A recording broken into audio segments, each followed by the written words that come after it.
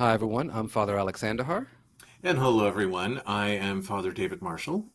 and this is A Bridge Between, where we bridge the distance in our friendship, bridge the gospel from week to week, Wait, and, we have distance in our friendship? well, the physical It's actually, distance, the hey man, physical distance. okay, I got it. Yes, Okay, because you're on one side of a big bridge. You know, the correct. toll just went up, by the way. So, did you know Exactly. that? And I'm on the other side. There you go. And we're also And, bridging between the gospel and what? well, I was going to ask you, what are we bridging in this week? We're bridging a gospel, and the gospel lesson is tricky to say the least. And Yes. so we're going to talk about it. And folks, Alex and I talked before we actually hit record, and I was looking at not doing it. And like, can we talk about something else other than this gospel? And so you might be wondering what in the world it is that Jesus is saying. And so we're going to try to build a bridge. We're going to build a bridge between that and us, why it's good news. And you also are going to take a journey with Alex and me on our friendship bridge. So across troubled waters. Well, there you go. All right. Should we jump in? Absolutely. Just wherever you want to Okay. start. All right. So the gospel lesson for this coming Sunday is from Matthew chapter 13. Hmm. And we are doing the second half of the gospel lesson, which is 36 through 43. So before we get to verse 36, Jesus had a large crowd, and he talked about the kingdom of heaven may be compared to someone who sowed good seed in his field, but an enemy came and sowed weeds among it as well. Right. And so he then went, he said a bunch of other parables, they did some other things. And then that evening, they get back to the house. And that's where the curtain opens on our gospel lesson. All right. Jesus left the crowds and went into the house.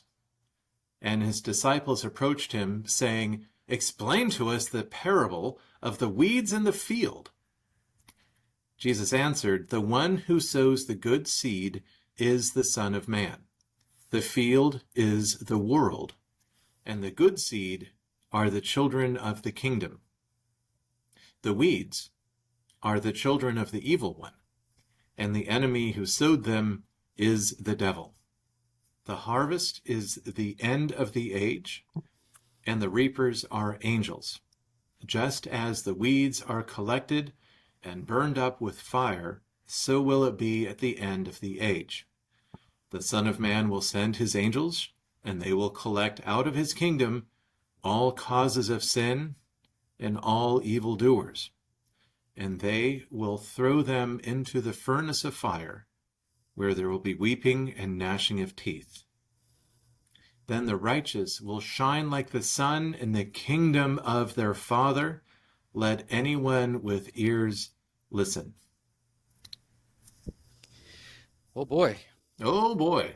This has some of our favorite images to talk about. It does. What are some of our favorite images? Well, anything that has to do with tossing things in fire usually gets you going. Oh, yeah. Well, black and white language gets me Yep. going. Yep. Um, that I don't like the jokes or the phrases about there's two types of people in this world. Have you heard these? Have you Oh, heard I there's love those. I okay. love those. Yeah. There are two types of motorcycle riders. Have you heard this one? Yeah. No, go ahead. Those who have been in accidents and those who will be. You didn't know that one. All right. Have you heard there are two types of people in this world, Italians and those who want to be? That one I have heard, Yeah, that you've heard. Okay, right. right? So, And I've you know, got all one. of those. What's that? I've got one. Okay. Um, there are two people in this world, those who are not comfortable with awkward silences and those. Very nice. Got it? Okay, good. I do. Yeah, yeah, yeah. So, I think I think our folks, if they're still here, are they get it too. And Yeah. so I don't like it when Jesus uses there are two types of people in this world. And so Alex and I have I think different ways of looking at this. And so we're going to dive into that some more. Do you want me to explain more of why I don't like it, or did you want to Yeah, go share ahead. something? Let's kind of keep a continuity and start off with kind of really fully explaining some of the issues you have because I think they're well thought out, and then I can respond a little bit from where I'm coming from and how I understand the text. Okay. So later on, after Jesus ascends, the Pentecost, day of Pentecost, and the Spirit comes upon the apostles, and they go out and they start building a church. Peter believed this movement was for people of his own religious background and faith system. And he was called to go to Gentiles. And his reluctance was, aren't these the children of the devil? Yeah. Now, he didn't use those words exactly, but it's the sense of it's pitting one group against the other. And we have seen time and time again, I mentioned the Spanish Inquisition, that there's a way that the church or authority leaders within the church using the Bible, however you want to describe it, have labeled us as children of God or the kingdom, and these people are children of the devil, and therefore we can do whatever we want to them. We have seen how that has played out in Canada, and we certainly have had it play out in our own country. It is still playing. So I get really nervous about that. And I don't, because that's not what Jesus was talking about. He was not attempting to divide us into two groups. And so that's some of the central concerns I have with it. I think not to tell you how you're feeling, but I think what I hear when you say nervousness is vigilance. Okay. And what I mean by that is the church has to be vigilant in who it labels the other, how it treats people, the words that it uses to talk about people. I think it's very important. Right. What always gets me about these types of text where Jesus is trying to distinguish between those who do one thing and those who do another Yes. is that it has to do with the nature of the person and their choices. We just this past weekend, this past Sunday, talked about the soil, and we talked about what's growing in that soil. And here, it's kind of Jesus saying, listen, do you want to be a child of God and be wheat, or do you want to be weeds? Right. And there are people who choose to say, I prefer to be a weed. I reject God. I reject goodness. I reject bearing fruit for the kingdom. I would prefer to be a weed. And then the question becomes, for me, is what is Jesus trying to accomplish by letting us know that there are those who seek only to be weeds on earth? Well, one, I Right. think he's warning us and saying not everybody who's growing around you is a child of God. And what I mean by that is not everybody around you is a person who desires what God desires and to be in the inheritance of the kingdom, et cetera, et cetera. So that's number one. Not everybody around you who's growing is growing something good. Sure. And number two is those who are, quote unquote, the children of the evil one, they're seeking to grow the opposite of God's fruit. That's malice. That's evil. And eventually God says, well, there is justice in this world. So I mean, something you and I were talking about beforehand, before we started recording, is it justice for the world if those who genuinely do evil things to hurt others are never brought to justice? And of course, we said, well, that's not justice. Right. The question becomes, how comfortable are we to hear about how God will execute justice for those who are innocent, for those who simply seek to grow in the kingdom? And it doesn't make me comfortable to think that anybody is thrown, quote unquote, into the furnace. But it does give me pause in hearing this parable to ask the question, am I a weed or am I grain? And I think that pause, that space, I think is what Jesus is trying to accomplish in telling this parable. Good. All right. I'm going to throw a couple more things in. Go for it. That the Psalms, which I love the book of Psalms, they are, and we don't talk about them much on Bridge Between, but that they are written in a black and white, this or that type of format. And so one way to look at Jesus's parable is also to look at Psalm 1, the first psalm, the one Yeah. that they say it sets the pace for all of them. And it begins with, "Happy are those who do not follow the advice of the wicked. Yep. Happy are those who do not take the path that sinners tread or sit in the seat of scoffers. Hmm. But their delight, the happy ones, are in the delight of the Lord, and on his law they meditate day and night. They are like trees planted by streams of water, which yield their fruit in due season. Their leaves do not wither, in all that they do they prosper. It is not so with the wicked. They are like the chaff that the wind blows away." Right. And so this is the beginning of how we read the Psalms, and this is psalmic language, if you will, that Jesus is using.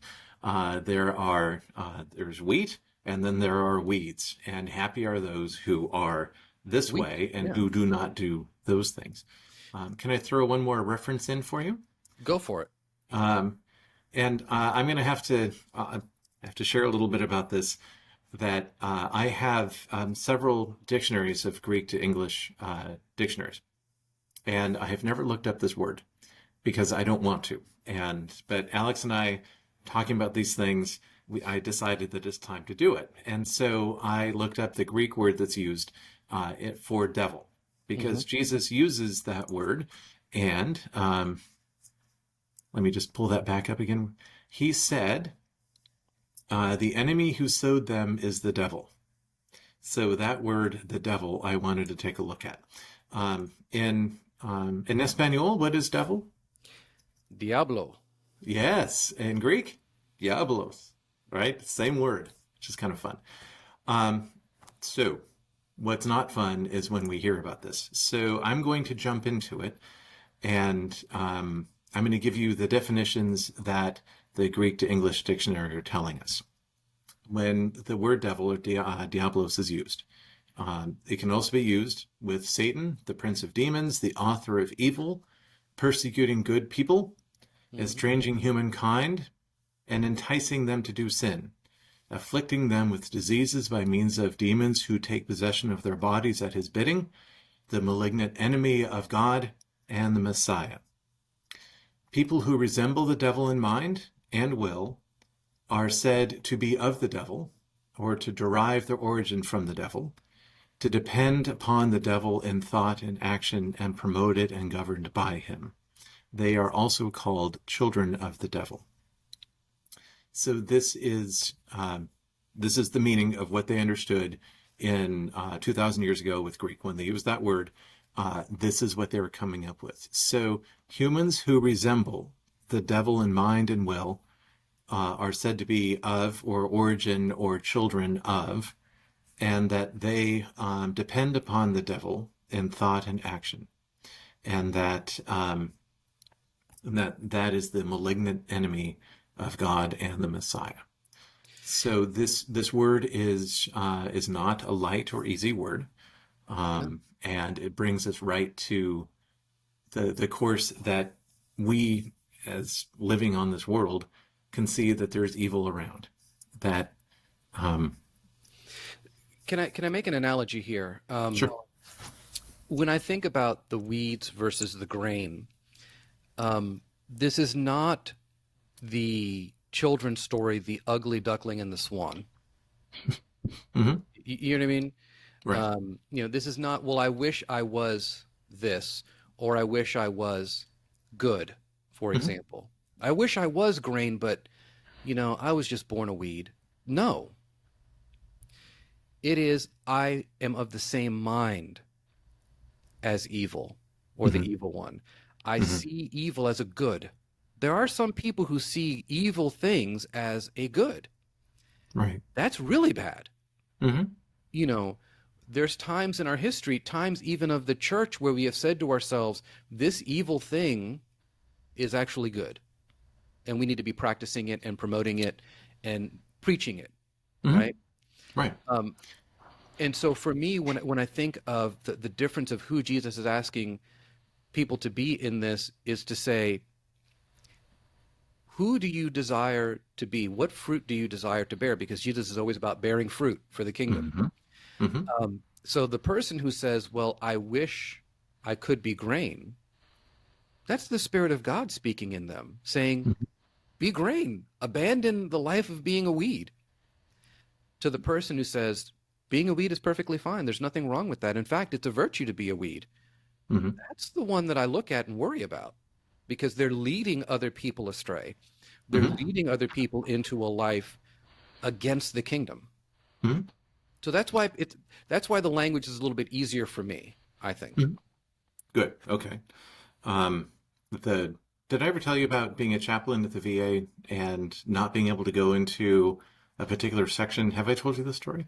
Yes, you have, but Okay. for the audience, you can. All right. That there was a group of criminally insane people that were in a military prison on the campus, and and we were told we were never to go there. We were never to meet with them. And so so then we, of course, feeling very empowered as chaplains and ministers of God, Yep. thinking that everyone can be saved. And like, well, of course we can, you should let us in. We can talk to these people. And this one guy I was working with, he did a lot of prison ministry. And he's like, I know how to talk to prisoners. I can do that. And the person said, this is for your own good, not for them. Every person we have sent in has come away without their faith. And Mm. so do not go in. Wow. Do not talk to them. They will start to unravel you. That they have, and there's not many of them, but they have this particular way of sowing seeds, weeds, if you will, into the minds of the chaplains who have gone in. And so there is, they have civil rights and they're being treated according to the customs of the country and how they are to be held because they will never, ever be out in public again. They cannot be. So, um, so that was one of the experiences where I have run into some people would say evil. And I know that Jesus has a heart of forgiveness, and I know that all people can change. They are on a particular path, and the U.S. government said you cannot go in. So Yeah. okay. Um, And so what I would say, and thank you for sharing that because I think that's a powerful witness about danger, the danger mhm. there can be in assuming, that it's up to us to save or change people in that way. Right, right, But right. I think maybe the lesson going forward, if we want to kind of take different perspectives on this, would be number one, the church needs to be very careful what it labels as other and evil. Yes. Um, at the same time, Hmm. I would also say just because the church is labeled something good doesn't mean it always is good. Because the church Yes. as an institution, now I'm talking about not talking about scripture.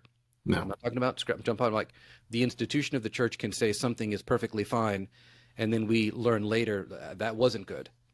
Hmm. If we persecuted a group of people, etc. Right, And I right. think that's where I tell people come back to these parables and come back to the words that Jesus was specifically saying about how to treat the other. I was working with somebody who asked, I really disagree with X person on X political social topic. How Hmm. does Jesus want me to treat them? And Mm. I said, Right. well, are they family? Like, are they friends? Like, well, actually, it's a sibling or. And I said, well, remember what Jesus said. If you have a problem with somebody, go and talk to them. Hmm. If they don't listen, and it keeps escalating to the Hmm. point where at some point you say, treat them like a sinner tax collector. And then I go to that person and I say, wait a minute. How did Jesus treat sinners and tax collectors? He loved them. Hmm. He chose to be in their presence. Hmm. He never gave up on them. He even No. invited one of those people to become one of his apostles, Hmm. which means he didn't affirm Right, what Matthew was doing as good, right. but he did not leave Matthew to himself. Hmm. He called him instead. And so I said, so I think sometimes um, we cannot change a person, but that doesn't mean we just abandon them. Right, because Jesus doesn't.